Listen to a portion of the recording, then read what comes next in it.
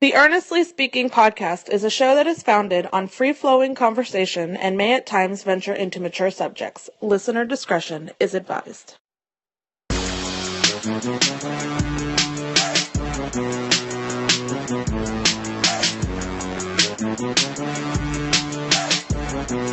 Earnestly Speaking podcast here coming to you on a late Thursday night. This is wrapping up the second presidential debate from 2020 on the line, of course, as we do this every time this happens. The man, Marc Francois. By the way, I may sound a little clearer today because I got a new microphone this week. Marc, how do I sound to you? Oh, you sound so crystal clear. It's like water right out of the. It's like you got the water from the refrigerator filtered and then poured it into the Brita and then you drank that. That's like the clarity of your voice right now. By the way, I'm actually doing the podcast right now while my Giants are on right now. They're up 21-16 with about 2.5 minutes to go in the game. They have the ball 3rd and 6 at the 44-yard line. And why the fuck do I play this game? I don't know. What South Park meme did I tweet at you today? You saw the poll, didn't you? You saw the poll I put up there. Yeah. I have a decision to make. Do I pick on Trump Biden or? Since this is an audio medium, it was the good old election standard of the total douche versus turd sandwich meme. So I was patting myself on the back. Yeah, you did good. I was like, one of my good friends is also, or my best friend is an Eagles fan. So we were kind of giving it to him on the group chat today that even if they manage to win, like it's like beating Baker Mayfield. It's just, trash, taking out garbage. Yeah, of course. So, debate stuff. Well, before we get to debate, though, we want to plug. So the last time we spoke, I was supposed to plug a volunteer project. I've been an activism project I've been volunteering with, and I, like a jackass, got so wrapped up in the shit show that was that last debate, I completely neglected to talk about this much more important thing. Damn you, Trump. So, yeah, right? Fucking hey, weapons of mass distraction, man. Got me riled, and I'm good at this shit, right? No. Yeah, of course. So through another friend of mine, I got connected over Instagram with a woman who is an absolute superhero. Her name's Laura Peterson, and she has put together this rally and protest march that is taking place on Saturday in the Arts District in Los Angeles. And at the end of the story, I'll recap all the details because anybody in LA, or the greater LA area, I want to invite you to please come out and participate, or to share on your social media platforms with your community. The more people we can get out there, obviously, the better. But what happened is Laura put this project together where she designed and constructed 622 initially, but in the last week that number rose to 626. Tombstones to commemorate the lives stolen by Los Angeles police, Los Angeles sheriff, and some partnering departments around the neighboring communities since Jackie Lacey, the current Los Angeles District Attorney, took office in December of 2012. The backlog of these cases even being reviewed for as to the raw cleanliness of the shoot is like 5 years, I think. Mm-hmm. She's got stuff from 2011 that hasn't been even opened or investigated. So obviously in all 626 of these cases, there have been no convictions, there have been no terminations, there have been no suspensions, there's been no justice. And so whether it's Dijon Kazee, who was killed on August 31st, or Waukesha Wilson, whose case I can't even go into, it's so disgusting. Ryan Twyman, Daniel Hernandez, Jesse Romero, the list is unfortunately too long. But so the rally is going to take place on Saturday afternoon, this Saturday, in the Arts District on 5th and Colleton, however the hell you say it, right? In Los Angeles. And we're going to march to City Hall, into the Hall of Justice, each person carrying a tombstone. We've got a number of the families and loved ones of the fallen. They're going to be marching with us at the front of the column. They'll be in all white, and we ask anyone who comes out that's not a family member to please wear all black out of reverence to the families. And register at Eventbrite. Again, I'll give information here at the end of the segment. But we'll march to City Hall and then to the Hall of Justice, where Jackie Lacey's office is. and stage a die-in with the tombstones, where we'll lay down in the street for a period of time, and then march back to our rallying point and have a dance party to celebrate, and try to bring some light into what we're doing. So over the last 4 weeks, I've had the honor and the privilege of getting to work with Laura and her mom and an army of volunteers that she's assembled through Instagram and friends she's made out in the streets protesting, to construct all these tombstones. She's called in every favor and resource you can imagine. Like her parents are building a house, or her mom and stepdad are building a house, and so like we were using their construction site to build the tombstones and like stage things. It's like it's been like when you're in it, you're not really focused on it and what you're doing. You're just trying to get to the next task and like make sure everything's getting done on time. But then you kind of, the roller coaster of emotions, and we've all kind of talked about this among the volunteers, is like, there's a certain satisfaction and elation and camaraderie that comes with, making new friends, right, completing a task and working as a team. And, there's a celebration that comes with that. But then, at the same time, just as quickly, you'll be rocked by the reminder that every one of these tombstones that you're, constructing or painting or whatever is a life that was taken that shouldn't have been. And so it brings it back to a very kind of solemn and somber place. And so it's a very complicated project to be a part of. And I am just so in awe of Laura and her mom for putting this whole thing together, and all of the people that I've met in working on this project over the last month. And I cannot ask enough for people to come out and honor these families and bring attention to the grave injustices that are taking place, even in a quote unquote progressive city like Los Angeles. Now, really quick before we get into the Q&A part, let me just let me get the business plugs out of the way. Go right ahead, brother. The official name is Say Their Names LA. We invite you to come out to 5th and Call It in the Arts District in downtown LA. You can find more information by going to Laura's Instagram page. That's Miss_LJP1. Miss_LJP1 on Instagram, and she's got everything there. And then if you want to RSVP for the event, if you're in LA or going to be in LA, you can go to saytheirnamesla.eventbrite.com and register to march with us and to carry a tombstone in honor of one of the fallen. Okay.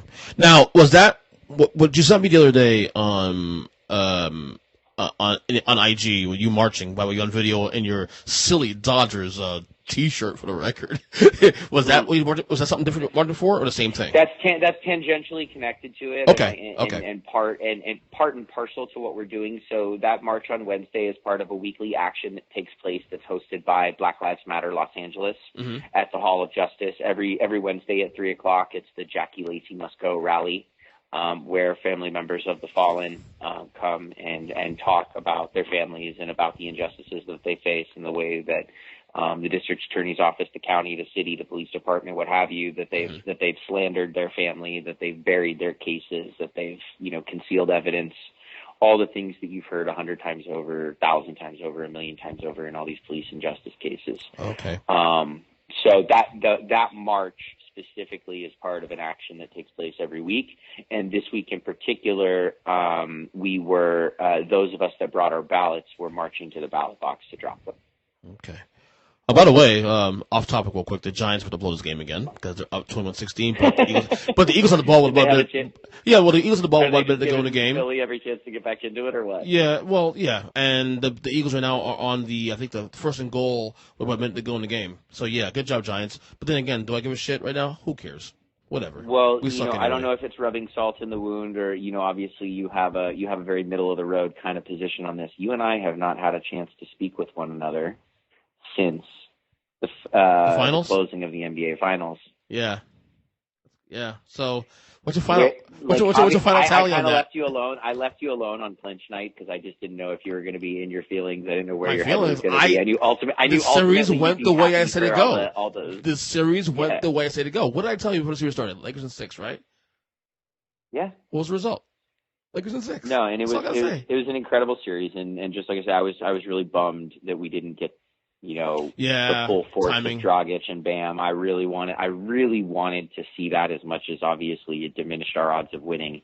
I just really wanted to see a great series, and I feel in so many ways, like, those two teams would have made for a hell of a series. Yeah. And Miami was so much better than people gave them credit for. I will say that this, was though, like, Mark, just as a competitor, as a fan of competition, and like wanting to see the Lakers best of the best.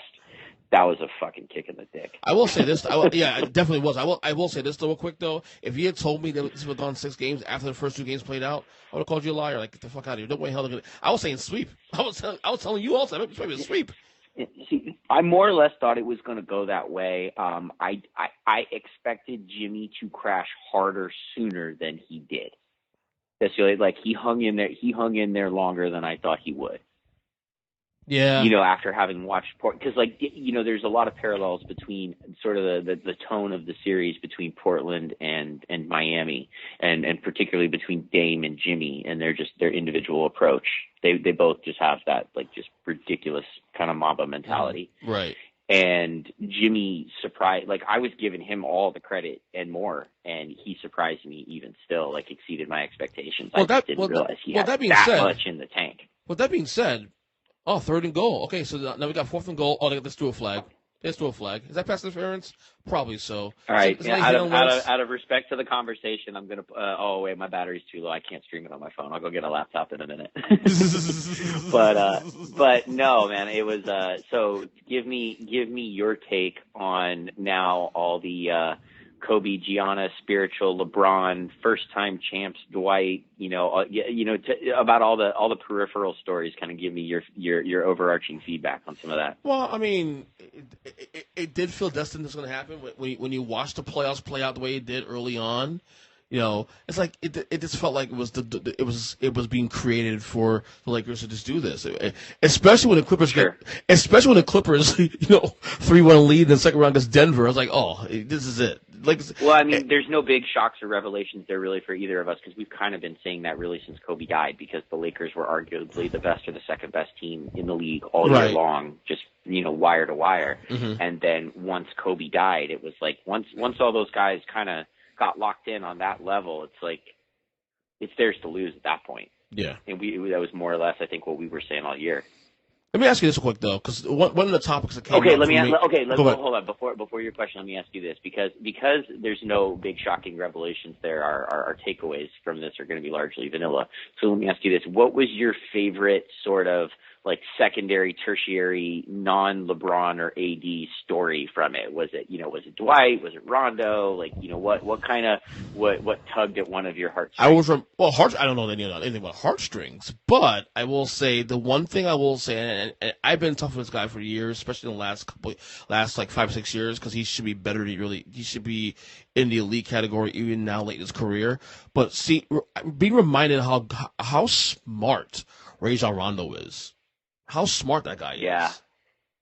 And the Eagles have scored. He's going to be a hell of a coach someday. Eagles have scored. Touchdown. Someday, very soon. Yeah. And I can't shower enough love, praise, and admiration on Dwight and his story. Yeah.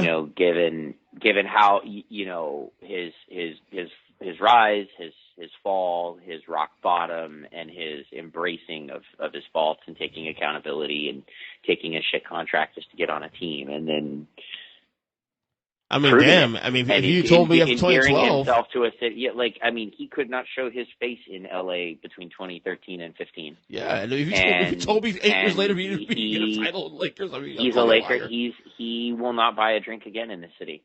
Yeah. You know what I mean? Yeah, although we honestly, he played after the first couple games. He didn't play that well in the series.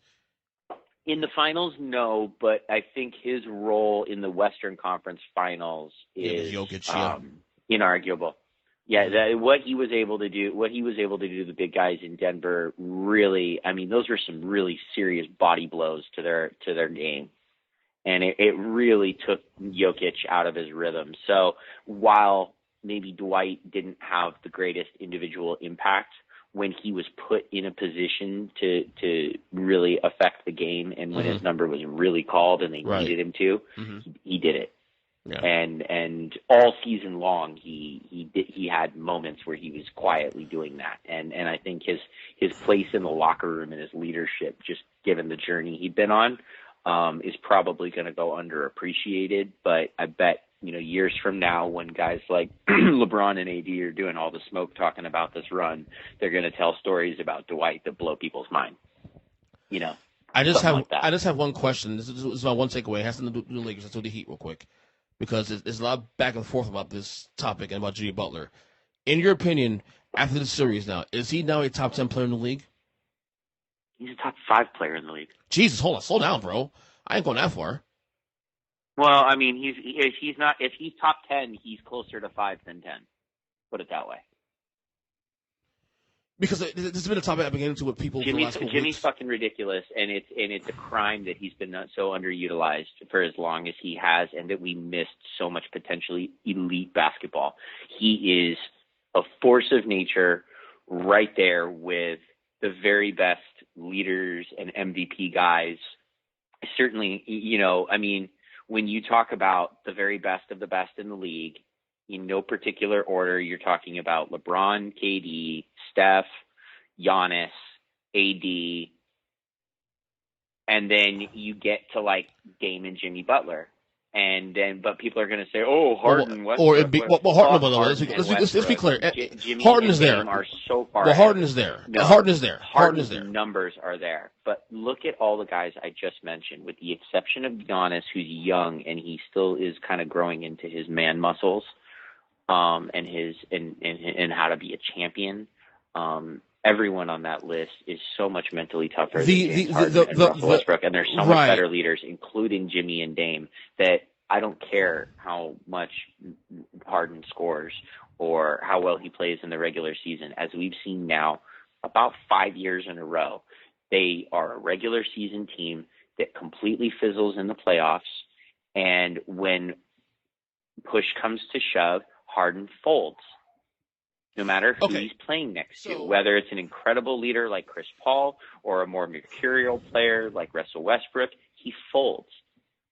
Okay, he's so a really talented chump. You're not necessarily completely wrong on that, because I'm not a Harden guy myself. Okay, I'm not. We've been on this podcast quite a few times. I don't care how many. He could win 3 more MVPs the next 3 years until he wins a fucking championship, or at least makes it to the Western Conference Finals and plays respectably. I can't, in good conscience, put him ahead of Dame or Jimmy. Okay, so let me. Here's the one thing I'll push back on with James Harden, because I look, I'm not one to defend him like this, but if you let's exclude this year, let's exclude 2017 Los San Antonio in the conference semifinals when you melted up like fucking what. If you're telling me your biggest prior to this year, if you're telling me your 2 losses that prevented you from going to the finals was losing the Golden State Warriors. And he played on the series. You have to give him a little bit of credit there. It's not that he lost to a juggernaut team that is arguably the greatest team ever assembled in the history of the league. Like I'm not it's a pass there a little bit. I'm not faulting Shaq and Kobe for losing to that team. That's not the point I'm making. It's how he loses. I do feel like this conversation that likability plays a factor in the discussion. To be honest with you, a little bit. Oh, I mean, but dude, I ride for Kareem and Kobe and stuff. Like, I get the whole misperception and likability thing. Like, I completely understand that. But James Harden is not a dog. He's just not. He's an incredibly talented player who has the skills, who should be the best player on a championship team, but has shown he does not have the mental, the heart, the nuts, the spine, whatever you want to call it. I definitely roll with you on that one. I definitely will say that. The dog in him, I'm definitely with you on that one. To that next level.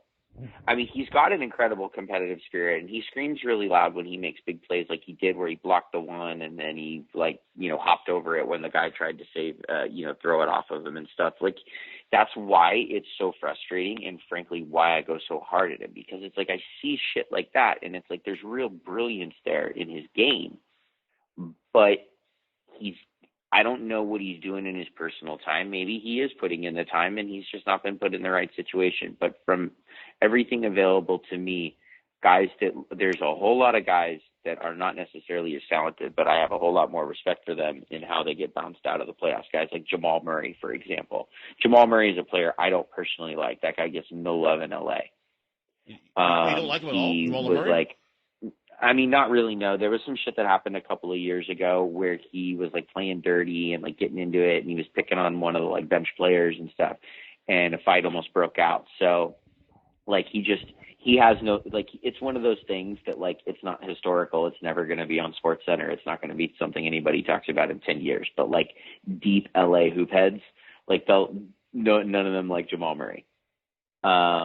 Like I was joking about it with a friend because I had him on my fantasy team, and right. like it was the year he got into that like tussle with a Lakers player, and I was like, God, this is fucking killing me. I hate Jamal Murray. Mm-hmm. I want him to get his ass whooped by the Lakers, but I'm like, God, he's killing it for me in fantasy. He just saved my ass in 2 weeks in a row. But so that's a great example. Somebody I personally like. I cannot stand Jamal Murray. He drives me fucking nuts, and he gets, like I said, he's no. He gets no love from LA fans as a group, but I have nothing but respect for his game and his approach and his ability to will his team and make them better. Harden doesn't make the people better around him. And I know that's something that got lopped on Kobe, but Kobe already had 3 championships when people were telling him that. So it's kind of like, yeah, well, suck my dick. You know? Say what you want. I'm going to the Hall of Fame regardless. James Harden obviously is going to go to the Hall of Fame. He's going to get an orange jacket, but he's going to forever go in that bucket of guys like, to me, like Stephon Marbury. Right. Now, he's obviously not as toxic, and he didn't have the kind of administrative issues that Stephon did, but it's also a completely different league now. So arguably in today's NBA, Marbury probably doesn't have a lot of the problems he had, 15 years ago, 20 years ago. But it's one of those things. It's more like wasted talent, really, than he belongs in the top 5. Right. So yeah, I put Jimmy and Dame there all day. Okay, since we're already going on the sports thing now, because I had that sports stuff dedicated to the end of the podcast. We'll go through it now. One thing I want to discuss real quick. Start with the fun debate. Stuff, right? I saw a thing today on Undisputed, which Skip and Shannon, that there's some talk about the possibility of the Clippers actually breaking up, like dismantling the team after 1 year. That would not surprise me at all, and I didn't catch that bit on Undisputed. However, my friend here, who's a big, ginormous Lakers fan, and he really likes to bang on the Clippers. Like he really relishes in it. Shout out to Gabe.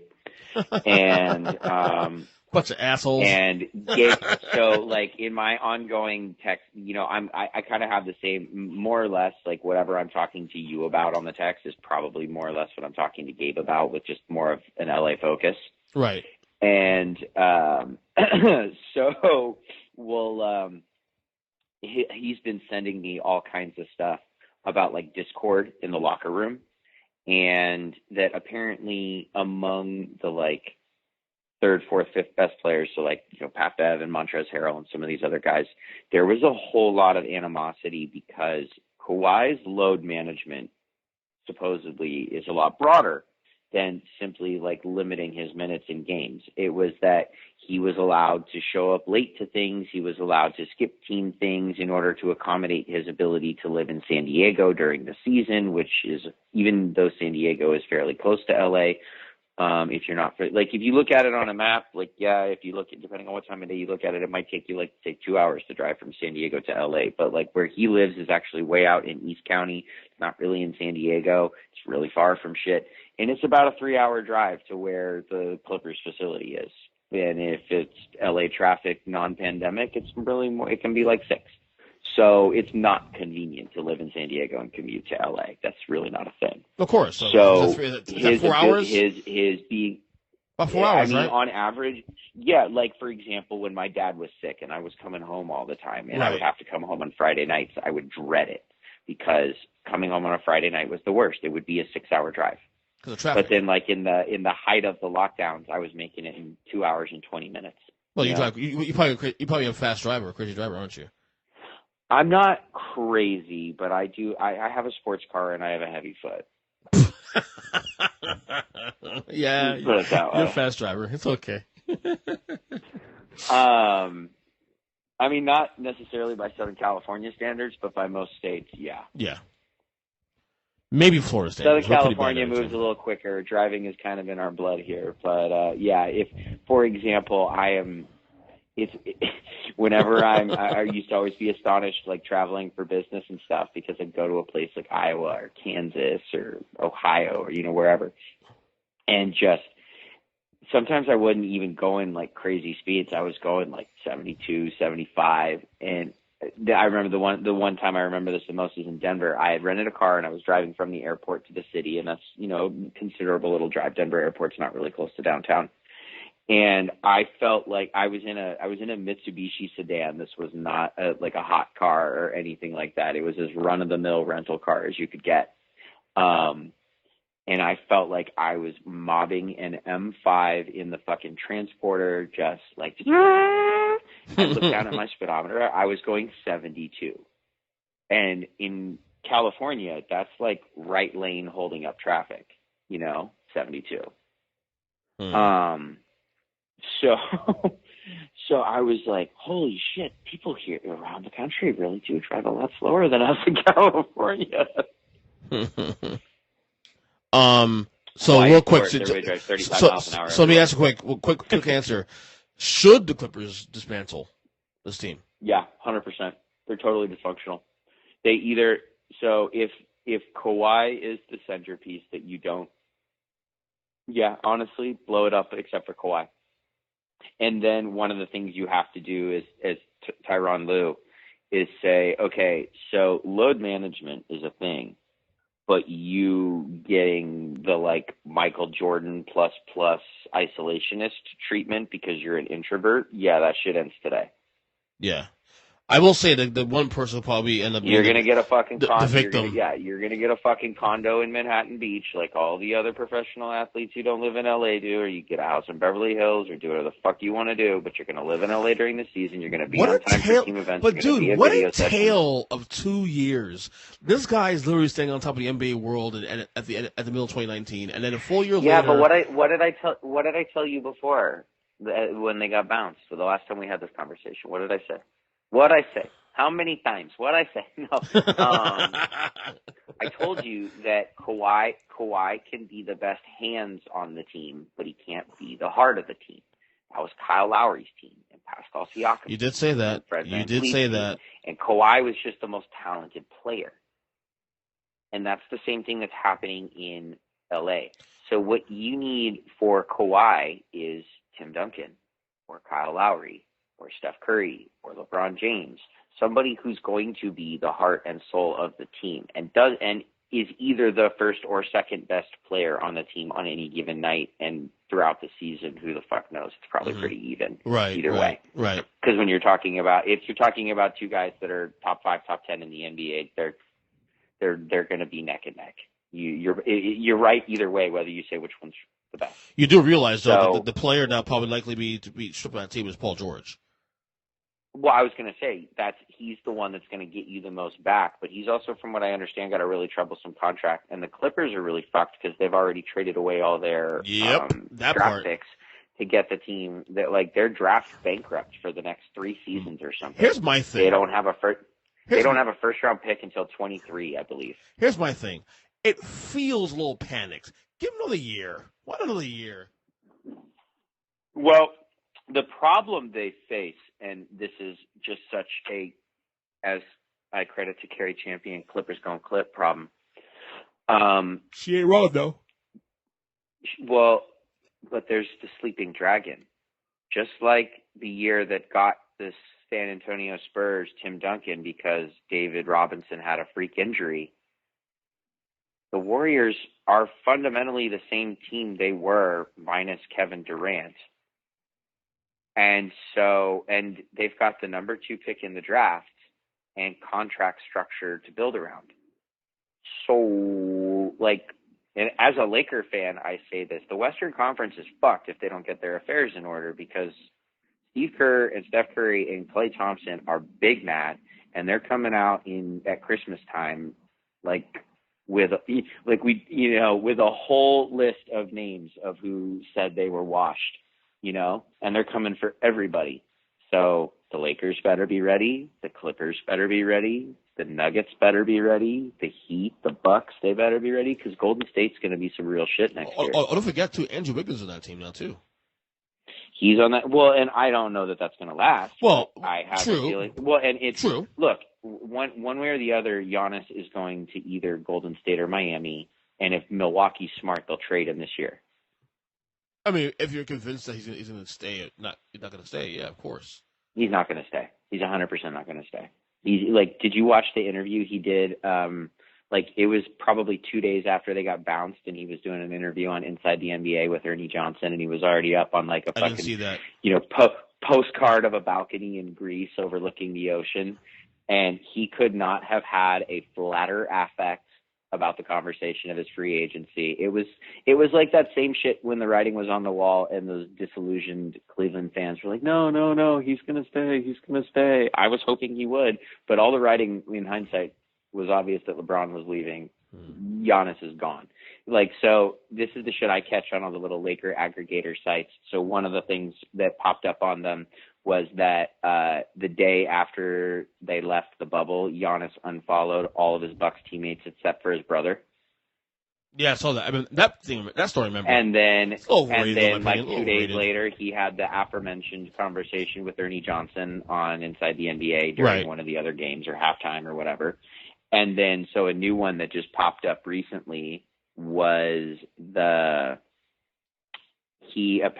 story made it into the Laker aggregator world that I guess Costas, his brother who plays for the Lakers and got a championship before him, that was kind of a side joke that happened in the wake of the celebrations. JaVale McGee or one of the guys on the Lakers who's a big clown, Quinn Cook, one of those guys, they were joking around on their Instagram live calling Costas the real Greek freak because he got a ring and shit like that. But a story hit the aggregator wire that Giannis was apparently caught by Costas trying on his Lakers jersey. Oh Lord! So we're gonna run that story now. Oh, Giannis the Lakers. Yeah, come on. I'm saying that I'm telling this crazy whole story guys, with bro. a sheepish shit-eating grin because of course I know how stupid it is. Yeah. But I'm just saying these are the kinds of stories that are leaking out that we all roll our eyes at and all say are stupid. But then everybody acts like they're fucking shocked and surprised when he comes out in, the week before the Christmas Day kickoff of next season and goes, yeah, there's no way in hell I'm signing an extension here. So do what you're going to do. He's going to Anthony Davis them. We've seen two Supermax players already turn it down for what they believed was an opportunity to win. We've learned that the Supermax is not an incentive to keeping a guy in a second-rate market. The money doesn't matter because by the time they're 4 or 5 years in the league, if they qualify for a Supermax, the only thing that is really missing from their trophy case in order to start calling their own shots as a legitimate NBA superstar is a fucking Larry O'Brien trophy. So very few players are going to take the $200 million or, whatever they're going to end up making extra over a championship because they've already made fuck you money. True. They're 3-time NBA All-Stars. They're all NBA first team 3 times. Whatever. I mean, the bar to qualifying for the Supermax is really high. So it's if you're qualifying that, your chances are you're a top 10, top 15 player in the NBA. Well, the only thing those guys care about after 3-4 years of kicking ass and taking names is winning championships because they get bounced out of the playoffs by somebody like LeBron or Steph, and that tastes like vinegar in their mouth for 6 months, and they get real tired of that after 2-3 years. All right. Go to the Lakers or the Celtics or the Heat. True. Definitely. Okay, we got to get to it now. It's been 3 minutes. We got to get to the debate. Debate this ended it's about okay. an hour This ago. won't be a long conversation because I actually only listened to half of it. Oh, really? But I watched the whole thing. I mean, we'll get into it, and this will make more sense. Okay, so I gotta be honest with you. Fact checking aside, Mark. Fact checking aside, because obviously the fact checkers will look up all the truths and untruths between both candidates, Joe Biden and Donald Trump. It's gonna take a while. This is definitely of course it is. This is definitely far complete 180 from the first debate with these two guys from 3 weeks ago. I wouldn't call it a 180. For Trump, I'd call it about a 90, not a 180. Nah, it's got to be one. Nah, he's got to, dude. For Trump, well, this no, is a okay, big but tone here's down. why. Come on. He still spouted lies, didn't answer questions, misdirected, and did all the same things he did before. He just didn't have like a seizure-induced tantrum while doing so this time. Yeah. He behaved slightly better. He took his beta blockers. The Regeneron makes him a little slow. I don't know. But, like, yes, so what? Because he didn't interrupt and throw a complete fucking hissy fit at the dais, like, we're going to say that was better? That's big for him. For him, it's big, though. So the debate that occurred tonight is more or less the debate that I expected last time. And the last one just blew my mind because it was just a shit show. Fucking disaster. It's a fucking shit show. It's just a disaster. Yeah. I thought, look. So I guess this if that was like an absolute train wreck running into a pile of grease-soaked dumpster fires. Yeah. This was a minor fender bender on the way to work. Well, this annoying, but ultimately no one's going to lose their life. So let me be honest real quick. Let me be honest real quick though. I think these debates, honestly, they're almost a waste of time at this point. Let me tell you why. Because to me, these debates really are about optics. Because both sides lie. Okay. Historically, no matter so what.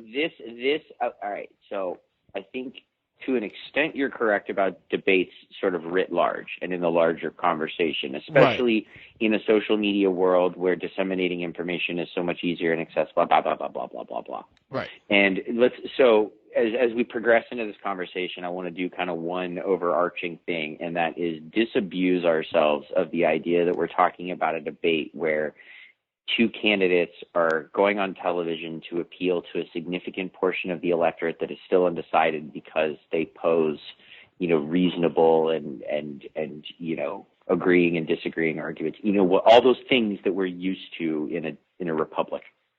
Let's just disabuse ourselves of that and talk about sort of the facts of some of the things that we saw and heard and the lies and the opportunities, because like we're so far past that. There's like six undecided voters left, and if they haven't made up their mind at this point, I'm like kind of running out of breath. Right? Yeah. It's funny because I was talking to one of my best friends. I mean, I'm not, because I know better and I know Right. I have to stay in the fight and stay the course and all the things that I tell myself at rallies and people say to me at rallies and stuff. But like the other part of my brain is like, I'm so fucking tired of it, because if you haven't made up your mind by now, I don't understand. And the fact that I really, I'm done trying to pick that out of your brain. And I really believe, again, we've been saying this, we've been tooting this horn for the last couple months now. The amount of undecided voters is, I strongly believe, is a lot smaller than 2016.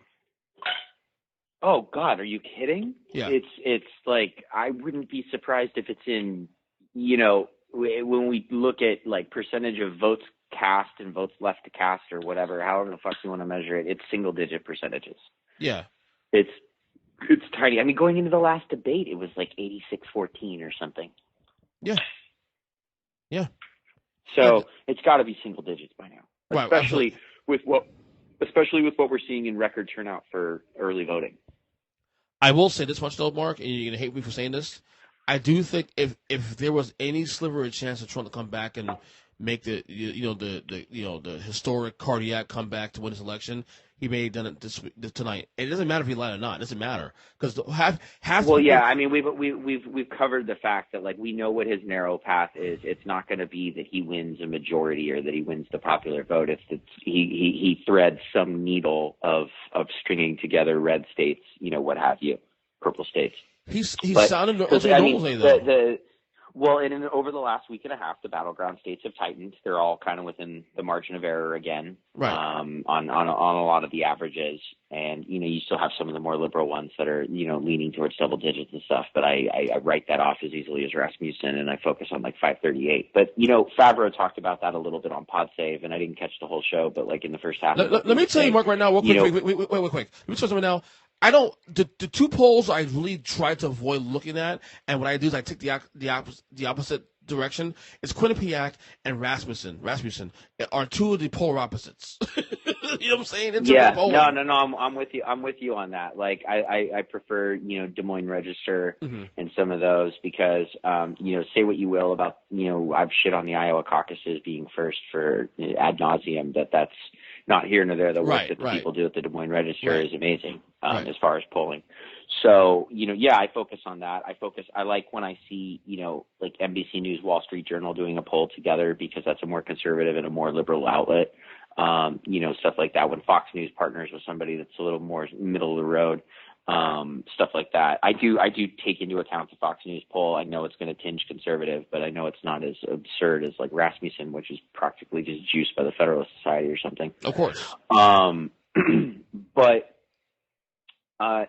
no, it's obviously the number of undecideds is way down. But what Favreau was saying was that, what Biden really needs to hope for is that Trump threw another temper tantrum and that the stories coming out of this were centered on that, or, on his bad behavior. And he's going to get that on some responses because, he got asked a question where he was given an opportunity to address black mothers directly and sort of talk to some of the racial justice issues and police violence and things like that. And he completely breezed over it, deflected, and did like Pence and talked about something else. At no point was he it was not as erratic and all over the place and as openly pandering to the base as he did in the last debate, but all the same elements of not addressing any of the even low-hanging fruit are still absolutely apparent. So, to me, this all comes down to, look, if you're a conservative, I was just having this conversation with a friend of mine. She is wealthy, and it makes financial sense for her to potentially vote for Trump, but there's a moral imperative there that creates a conflict. And I think, I see that a lot in the community where I live, because it is an affluent community where you see even households divided, or you see people, I'm trying to make the case to people that, like, look, I get that it makes more sense for you on your tax bill to maybe vote Republican, but this is not a Republican. And somebody else presented a really interesting argument to me that their family is like really Eastern European, right? Or they have a lot of Eastern European. So anything even remotely touching socialism is really scary to them. And I said, well, I can totally understand that. But what I would offer you in contrast to that is this: Stalin was no more a socialist than Donald Trump is a Republican.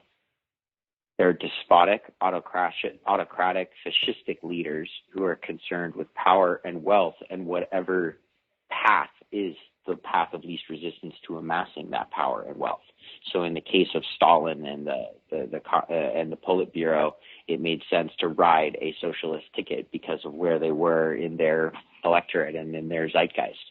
And for Donald Trump, it was a direct response to President Obama making fun of him at the White House Correspondents' Dinner in 2013, and he saw an opportunity to ride this anti-Obama wave to amass power. So it's really not about Republican or socialist, or it's about colonizer versus colonized, and we touched on that a little bit last time too. That there's kind of like two principal forces at play, sort of in the history of the West over the last 500 years. That is this sort of base tug of war that has existed, whether it's chattel slavery or whether it's segregation or, women, LGBT rights. It's like the groups all kind of tend to fall on two sides, regardless of what you call them throughout history. And that's where we are right now. Is I understand if you were a Republican and your Republican ideals are rooted in where the party was 30 years ago. I don't blame you for that, especially in the community that I'm in, because this is literally like, my house is built with Ronald Reagan riding his horses 50 years ago. And then also, I was having a conversation with my father a couple times last week or so about this. Like, if you're a far-right conservative who's, especially in the evangelical sector, that you may not like Donald Trump, but everything he promised you, pretty much, that you care about, he's done. Okay. Well, yeah, the judges. The quote unquote evangelical base is a singular issue voting. Yeah, judges and abortion. Yeah. So well, judges and abortion are the same issue. Right. It's all tied to one because they're looking for judges who are gonna facilitate a challenge to Roe. Yeah, exactly. So, and again, But even that, to me, like, I have to go off on a little Christian soapbox, a mini soapbox, because I am a Christian, and I find that evangelical argument so fucking disingenuous. I hate it. Because it's pro-birth, it's not pro-life. The very treatment that Donald Trump got was a pharmaceutical agent developed through the use of discarded fetal tissue in abortions, and all the very things that they claim to be against, and the very things that Amy Coney Barrett, his nominee to the Supreme Court, has written and railed against and ruled against as a judge. So the whole thing is just, like, even the slightest scrutiny to any pro-life argument, it falls apart so quickly. And it lays bare the fact that there's no ethics or no morals in it, because you're not for healthcare, you're not for education, you're not really for doing any of the things that Jesus talked about, taking care of the least among us, associating with whores and lepers and the outcasts of society. The modern evangelical, the Phyllis Schlafly evangelical, the people that go to church with Mitch McConnell and Jeff Sessions, those aren't Graham, Christians. those guys. Yeah, those people aren't Christians. Frauds. And frankly, they offend my faith.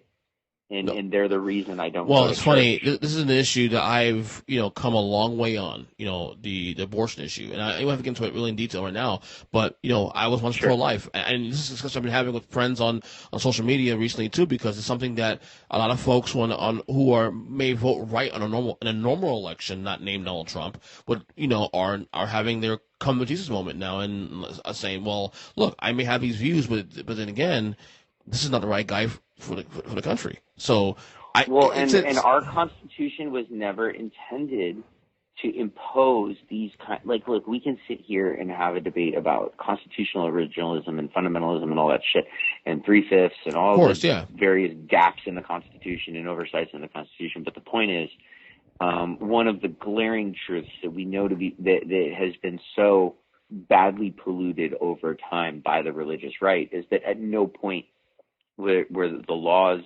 governing the people intended to be informed by some kind of religious morality, regardless of what that religion is. No, I agree with you. And, the right, would love to tell you that this is a Judeo-Christian nation and founded on Christian principles and blah, blah, blah, blah, blah. It could not be further from the truth.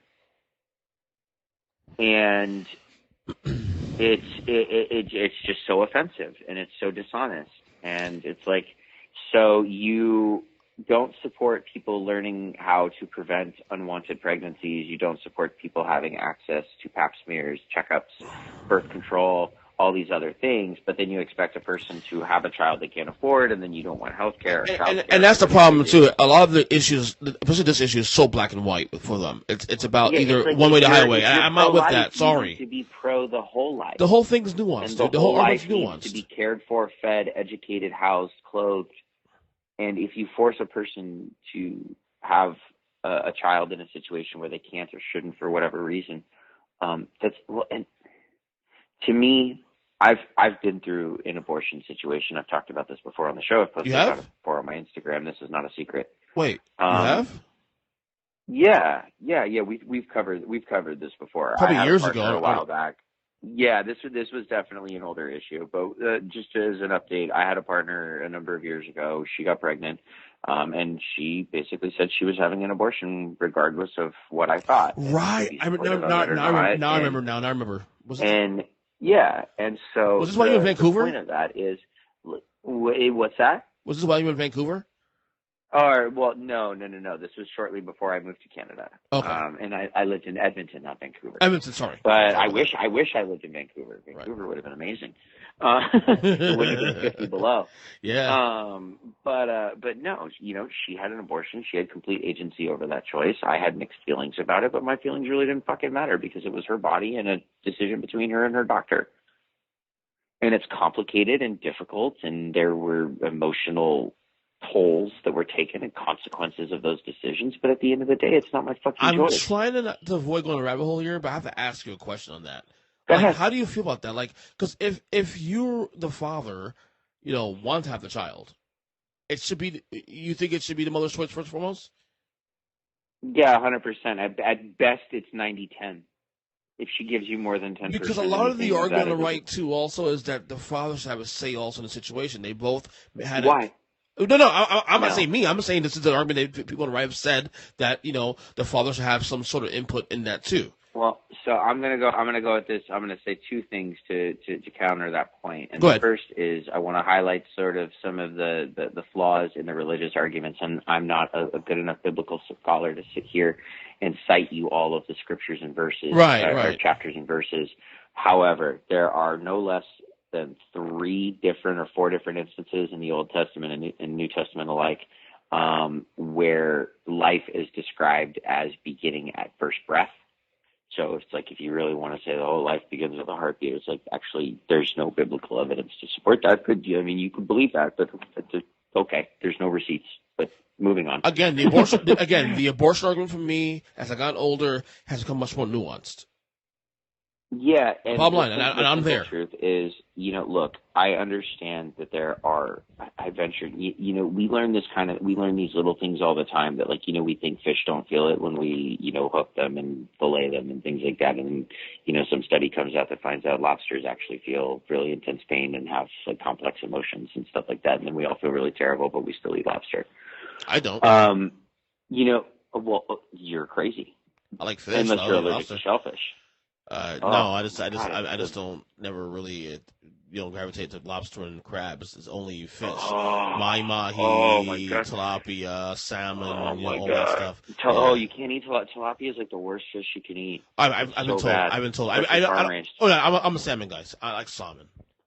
Okay, but no.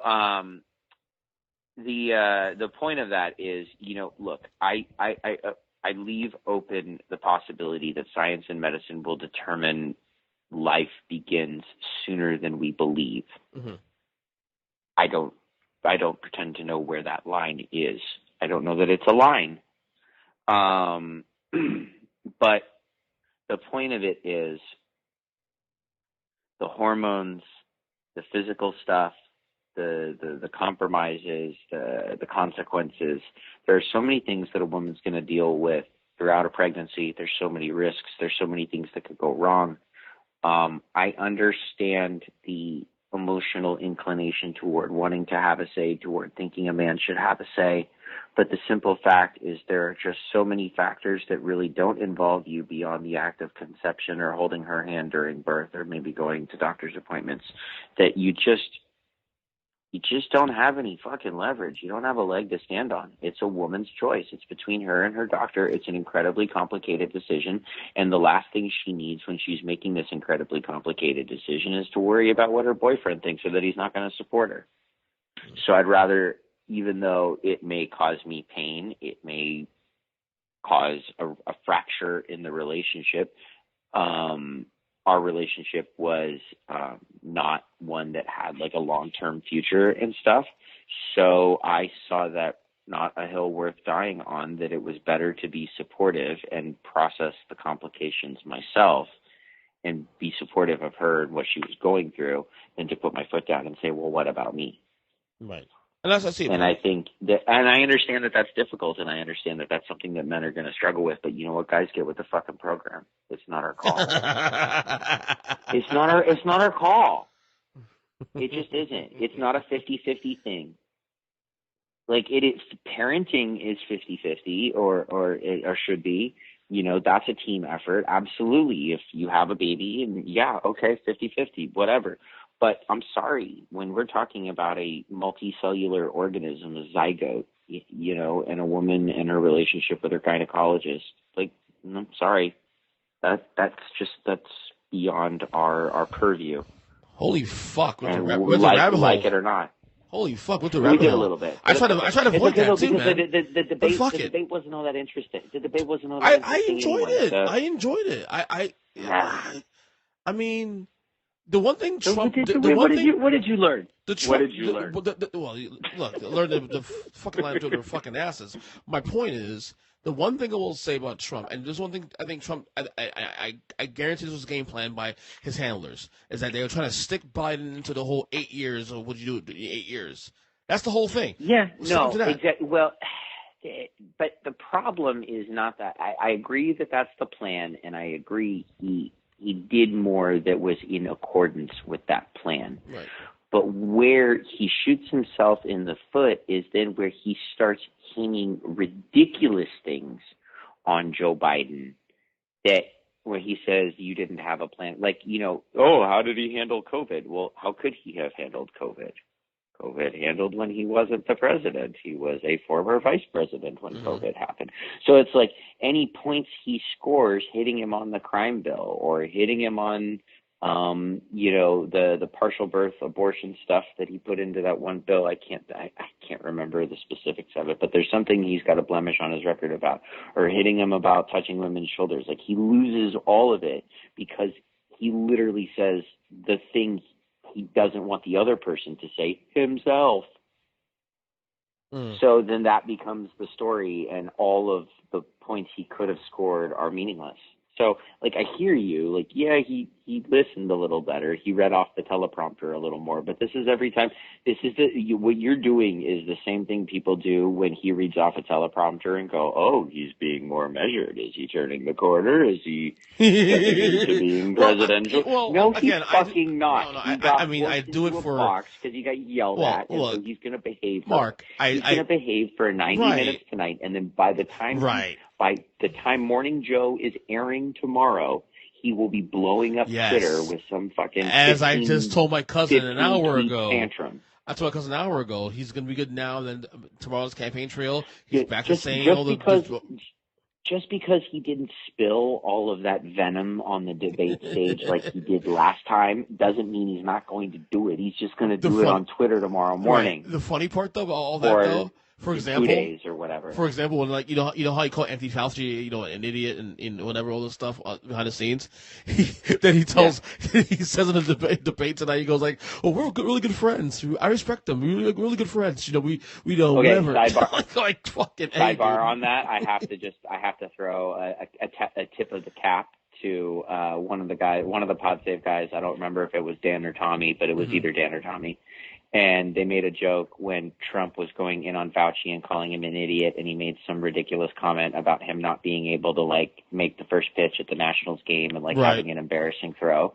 And either Dan or Tommy chimed in and said something. He's like, "Well, if it's all the same, if we're talking about the number one epidemiologist in the country, I kind of like that he doesn't necessarily have a great arm because I'd like him to be focused on microscopes and not a curveball." By the way, I started watching. Speaking of Fauci and science, I did start watching a documentary yesterday on Hulu called "Totally Under Control."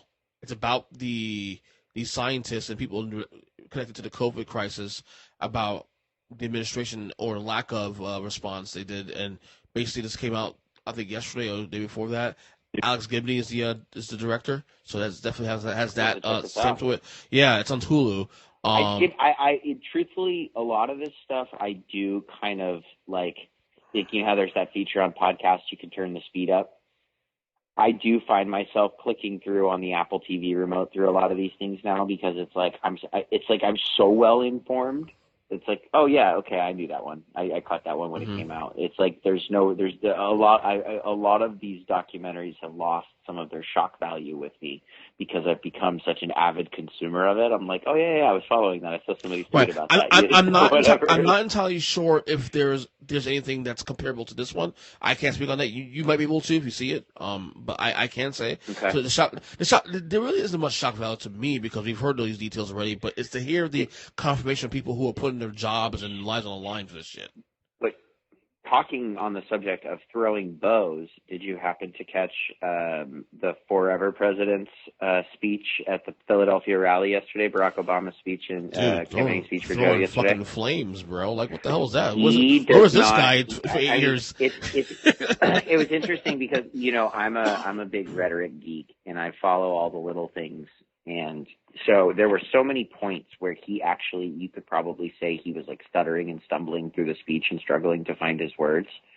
Based on all the things I've heard about Barack Obama and sort of like his public persona versus his private persona, I could not help but think throughout the whole thing that the reason he kept struggling and stuttering and trailing off on a thought is because it was like everything he had in him to remain presidential and not just start dropping F-bombs. because I've read and heard that he's quite profane in private and very outspoken. Basically he's me. So, like, He's me, pretty much what he is. He's me. yeah, and there were numerous points where he's like telling a story and he kind of trails off and then he turns to the next thing, and it's like so many times it looked like he just wanted to be like, and fuck me, guys, what are we doing? Gotta be honest with you, man. At this point, being politically correct, I mean, I guess Democrats are still behind the ball on that one, to be honest with you, because part of the reason why Trump's appeal is part of that. Maybe it's because I worship at the altar of Aaron Sorkin and President Bartlett, but I think now is the time for like the most Churchillian decorum and rhetoric and aspiring to be a statesman or stateswoman, like in what that really means. And I'm not saying like we wash over the complications and problematic parts of history and stuff, but I'm talking, like real, like John Adams, Ben Franklin statesmanship, Marshall Plan stuff. Well, we'll see. People like that. I get the feeling if Democrats lose this election, which by the way is now 11 days away, fucking crazy, right? That maybe you see a change in rhetoric going forward for 2024 and beyond. I genuinely hope we do, and I think, let me put it this way, I think if we can flip the Senate, the electorate stands a much better chance. Because if you have a handcuffed Biden-Harris administration, it's just going to be more of the same until either the Reds align or the Blues align, but it's only going to exacerbate the problem. Trump was saying tonight that he thinks the Republicans win the House also too. I'm like, no, they win the House. Stop it. No, that's not happening. That's not happening. I think that's going to be a bloodbath, personally. But no, I think if the Senate can flip, you've got 20 months to really legislate and administrate, and I just hope that Chuck and Nancy have it in them to do it. Well, I mean, this what happens. They quit with all of their like timid, middle of the road, suppressing the squad kind of bullshit, and like just get to. But that's kind of the and fear. Cram as much legislation through as you like, not in an irresponsible way, but really just get to work. Well, that's kind of the total line thing Biden have to do probably if he's elected, because like a lot of the fear from the moderates who might lean soft Trump voters or who may lean in the middle but lean to the right is that they're worried that Biden may not be enough to stiff arm the far left. Well, but that's going to be his charge. Is going to be to moderate that within the party as the head of the party. That's going to be his charge to moderate. The Democratic tent has, for a variety of reasons, been forced into becoming incredibly big and incredibly broad. And it contains a wide span of ideas and policy positions on how to fix these problems. And so Senator Harris, as the president of the Senate, and, obviously the most prominent black, quote unquote, member of the Senate. I don't know if she technically is still a member of the Senate once she becomes the president of the Senate. I'm not a parliamentarian. No, I think her seat's gone at that point. I think her seat's gone in the special election. The point is, like, everybody needs to get to work. And like Nancy needs to move a little more progressive and work with some of the more progressive members of the House, and the Senate needs to do the same thing, but they need to not necessarily enact every facet of the Green New Deal and Elizabeth Warren's anti-corruption plan and all the other things they're talking about all at once. Mm-hmm. That would be a mistake, but that's going to be Joe's mistake to either make or avoid. So win it and fucking do it. Because if not, we're gonna fire you in 2024. Like when I'm out in the streets with the people, like they're ready to vote for Biden because obviously Trump is a death sentence for people in many very literal ways. But don't believe for a second that on November 4th, everyone's gonna take a moment. Like, obviously we're not gonna know the results on November 4th, but for the purposes of the conversation, on November 4th, when this thing's over, everyone, take a minute, celebrate, take a breath, exhale, whatever, but then get right back to work, because now it's time to make sure that campaign promises become legislative action. Dude, I'm looking right now. Do you know who Mon John Fast is, right? Of course, I love Molly. Yeah, I love their podcast, The New Abnormal. Yeah, I love them. Her and Rick Wilson. I don't think you follow her on Instagram. Yeah, I do. I don't see your name on there. Hold on, look for you now. Yeah. Oh, no, there it is. She's reposted something. I tagged her in on Instagram before. What? Her last I nominated Mitt Romney for Fuck That Guy on The New Abnormal, and she reposted my nomination. Did she really? No, actually, yeah. I think, didn't Wilson say he was what? I think Wilson might actually made him fuck that guy this week, I think, at one point. I think. No, it was not. It's not been Mitt Romney for a while. His Fuck That Guy this week was Mark Burnett. Mark Burnett, right. The guy that was the producer of The Apprentice that basically is responsible for America's perception that Donald Trump is successful and good at stuff. Yeah. Rick Wilson, which was a complete fallacy in TV creation. Rick Wilson holds no punches, bro. That guy was fervently directed at Mark Burnett this week. Rick Wilson holds no punches, dude. He is. No, it cracks me up that even on a podcast where they're allowed to swear, he still gets bleeped because he crosses lines, calling people like really filthy or disgusting like derisions that like still have to be bleeped out. I agree. Yeah, it's crazy. It's crazy. Oh, you didn't. One thing before I let you go. I sent you a thing yesterday or 2 days ago. You commented on about the Michael Jackson accusers. About that, so this is perfect. We get an unfiltered reaction. I assume you're talking about James Safechuck's lawsuit getting thrown out. Michael Jackson accuser from Leaving Neverland getting thrown out again. Yeah, so, no. Mark, hold on. Quick context. Thrown out again. Again. Again. James Safechuck obviously is one of the two principal accusers of Michael Jackson in the recent HBO series Finding Neverland. Leaving Neverland. A fucking joke. Yeah. And we've covered that at length on this pod. And obviously, Square One that your friends were involved in is a great explanation of why Finding Neverland is bullshit. And so, you shared with me some news that for the second time now, Safechuck. So if I read the post correctly, he had filed a suit in one court. That court dismissed the suit as meritless, right. And he appealed the ruling to another court, and that second court, that appellate court, has denied his request. Yeah. By the way, so is James Safechuck our Fuck That Guy this week, or we this week, next week, the week after that, and next month? He was a Fuck That Guy like a year ago, and now we're just shitting on him. He deleted his IG, by the way, too, for the record. Good. Fucking guy. Good. Disappear into oblivion. It's just funny. It's funny because when this shit goes into litigation, it doesn't hold up any water whatsoever.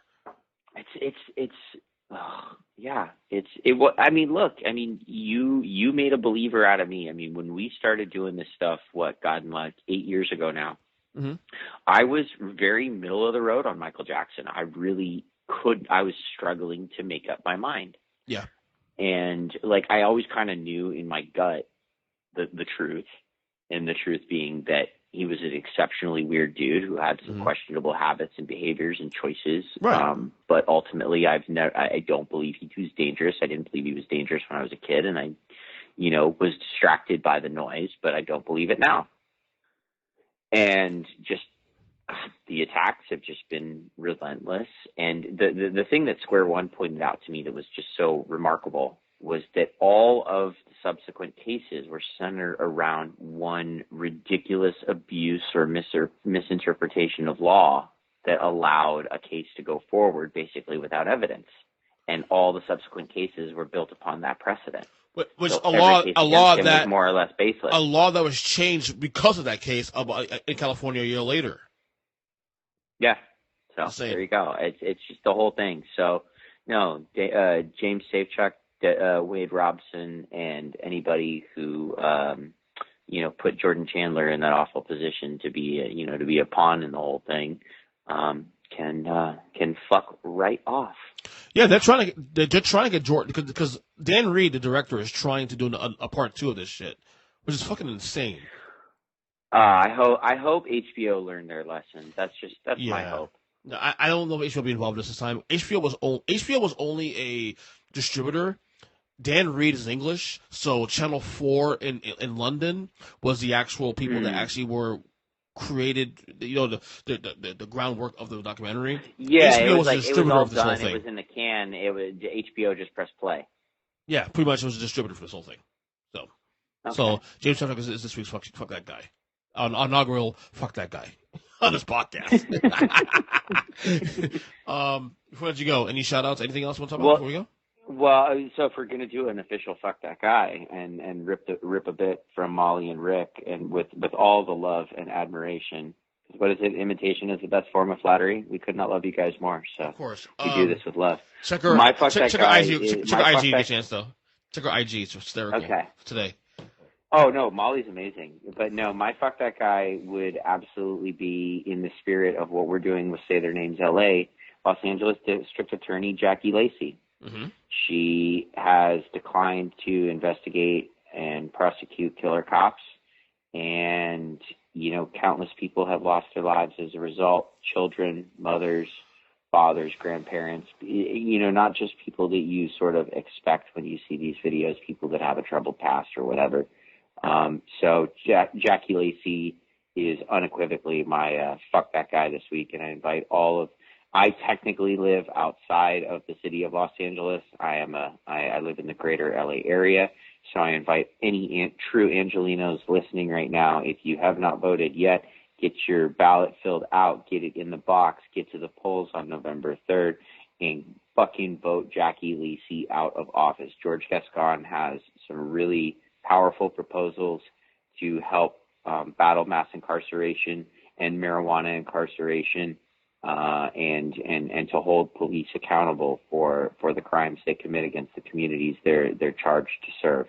So fuck Jackie Lacey and anyone who supports her, and get out and vote for George Gascon for LA District Attorney. All right. Mark, it was fun, as always. Enjoy that championship. Oh, by the way. That was a really good one, man. The debate was probably the thing we talked about the least. Which is weird. The whole point of doing this rapid was to reaction debate pod. Yeah. Which was funny, because the whole point of this podcast today was to do debate, and yet we're talking about basketball and abortion and like. Well, I'm singularly focused right now, so I as long as I got my plug in for everything Laura has done with Say Their Names LA, and tell everyone to come out to 5th and Culleton at 2:00 on Saturday in Los Angeles. Quickly. Go ahead. Finish up what you say. I was going to say, for more information, reach out to Miss_LJP1 on Instagram, or saytheirnamesla.eventbrite.com to come out and help us try to make a difference. Well, I should ask you, is like your election, your Donald Trump re-election odds percentage was this week. Oh boy, do you have like the tail of the tape to tell me where I was last time? I think I believe this is about 3 weeks to a month ago. You had him at 47%. I think. I believe. Okay. I honestly, I'd say I'm about flatline, because I thought after the last debate his odds were cratering, but things had kind of leveled off, and then he had a debate performance tonight that was not a complete disaster. So things are probably going to continue to tighten. I don't see. Whatever October surprise is coming in the next week and a half. I keep saying, like, waiting for the other shoe to drop. We keep talking about, like, it's not over until like 11 days till the shoes to drop. Yeah. No James Comey this time around. I'm not eliminating the possibility. I just don't. I can't imagine what's going to come out that's going to make a difference to the extent that we're all going to sit back and go, oh yeah, this shit's over. Yeah, and the Hunter Biden thing is not sticking at all. It's not sticking to people that matter at this point. Oh god, the Hunter Biden thing is the only thing. You know what? I'm kind of wondering how much damage it's going to do is the Giuliani stuff with Borat coming out tomorrow. Yeah, you see that footage of him on the bed with. Well, yeah, and then he said he lied and he never touched the girl, and an hour later a picture comes out of him with his hand on her ass or on her lower back or something. Like, the whole thing is just so smarmy. But by the same token, it's one of those things that I go, yeah, but nobody's really going to fucking care. Yeah. Like, the people who are in, and the people who are out, and it's just really now a question of turnout and fighting voter suppression and keeping crazy, quote-unquote, militia people away from the polls. Right. Clearly, this is not 2016. We'll see the results. Remotely. We'll see the results show as such. Mark, we'll talk soon, buddy. You know it, man. All right, brother. Take it easy. All right. Thank you. Take care. Later, bud. Later.